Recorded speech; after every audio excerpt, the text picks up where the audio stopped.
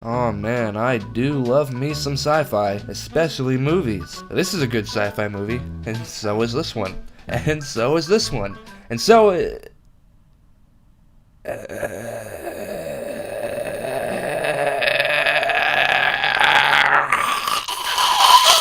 Automata is a pretty bad movie, but I don't expect you to know that because this is a pretty unknown movie, and to be honest, that's probably for the better. I mean, it's not the worst movie I ever seen, but then again, it's not that good. So Corey, why is Automata a bad movie? Well, to put it lightly, it's boring.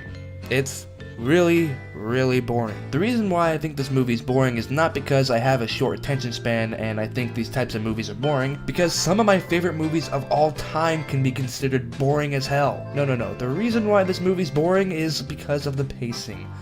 Oh my god, this movie has horrible pacing. Like, I'm talking Dragon Ball Z style pacing. Okay, not that bad, but still pretty bad. But enough about me, let's get to reviewing this movie. Now, even though this movie is still pretty bad, the beginning of this movie is actually pretty good, and if the entire movie was like this, then the movie would have actually been pretty decent. But nope, the movie goes right downhill after the first act. The movie begins with Antonio Banderas investigating a case.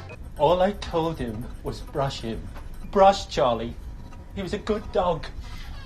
Loving, obedient, there can't be many left like him. But above all, he was my wife's best friend! Best friend! So this robot brushed this dog to death. How is that even possible? I mean, I understand if you brush something, you could tear the skin, but I don't see any torn skin on that dog. In fact, I don't see any blood at all. There's no blood on the brush. In fact, there isn't any hair on the brush, so how did the dog die? We later see Antonio and his pregnant wife watching TV together. Oh my god, that is the worst TV I've ever seen. I mean, I know it's a hologram, but geez, why would anyone want to watch anything on these things? This so-called futuristic hologram has worse quality than VHS. Later we see Antonio find a robot, but then it sets itself on fire. But why? Could it be because it was hiding this super powerful battery? But why would it do that?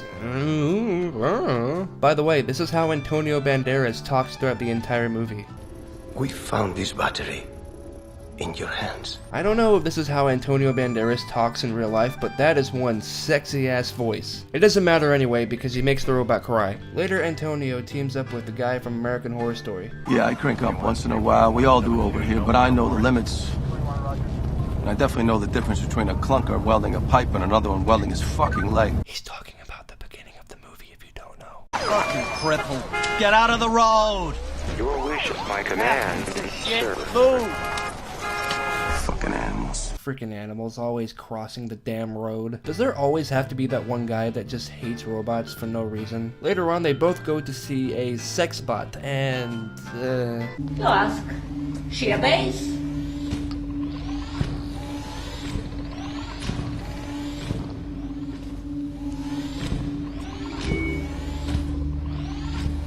This unit can do these things? Cleo, you also okay? So this is a sex bot.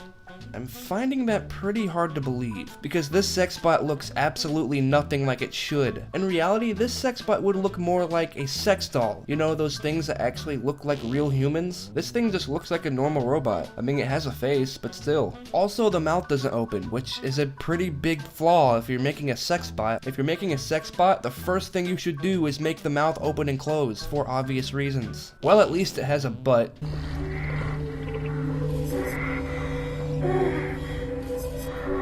And it moans, which is another thing it can do, and is totally not creepy in the slightest. We need to meet who made you this piece of filth. No field, Cleo better than your wife.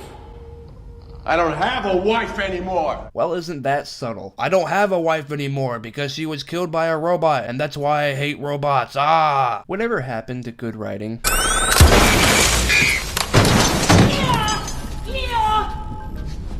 Hey!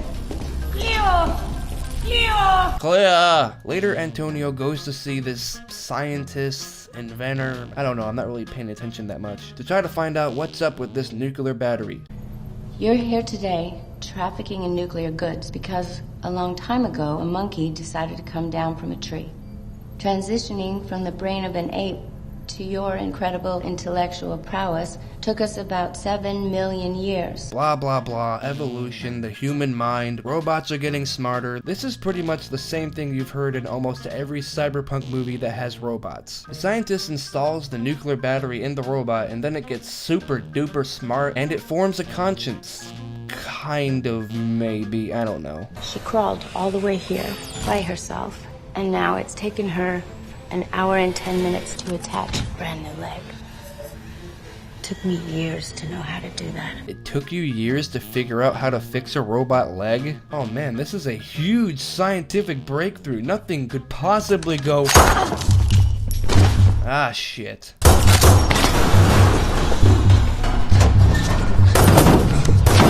They start shooting up the place. Antonio gets in a car, and the robot's driving. It's time to party! Be careful now, you don't want to crash. Oh, shit! Oh, shit! Oh, damn! Oh, they dead! They dead! What? What? What?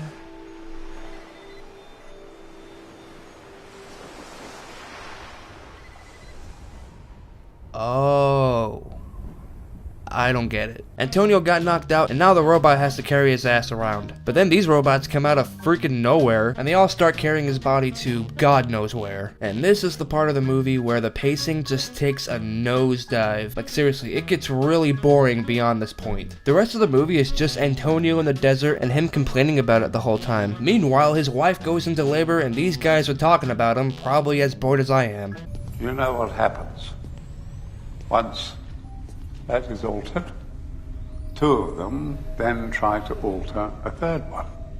Then the miracle dissipates, and the epidemic begins. Oh, the epidemic of robots getting smarter and harming absolutely no one. Truly, this is a problem that needs solving. Later, we have the guy from American Horror Story looking for Antonio, and he finds him. And then he tries to kill him for really no reason, even though he has to bring him back alive. Please, sir, we cannot allow you to do that.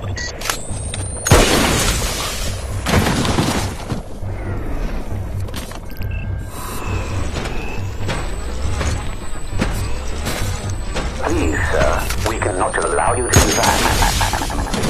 Somebody else? Please stop killing these robots. I'm dying of laughter.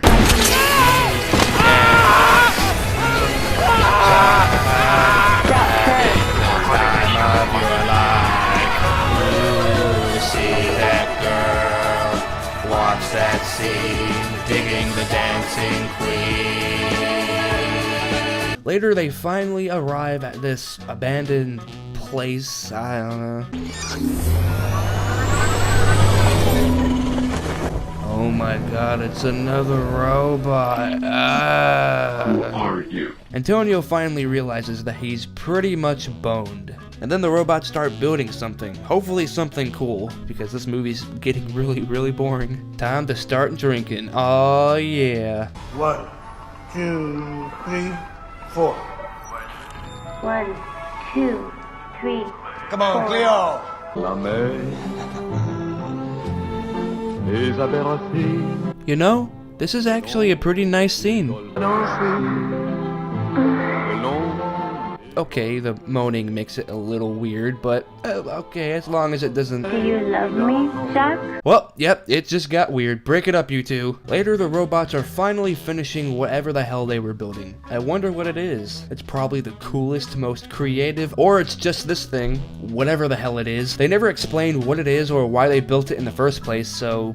Duh. Oh no, they killed my friend. Better go save my other robot friends. Oh no, the bad guys arrived. You better hurry up at whatever the hell you're trying to do.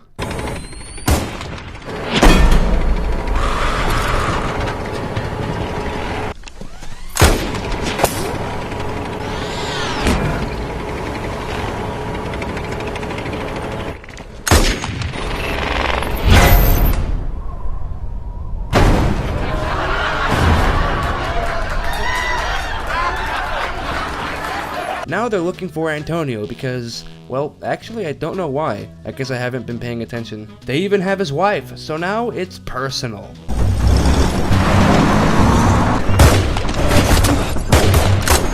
Step aside. Step aside.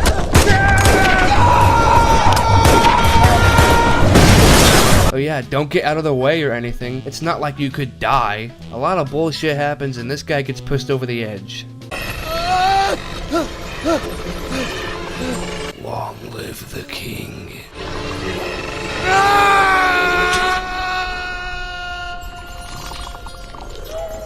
Is this movie over yet? Please tell me it's over.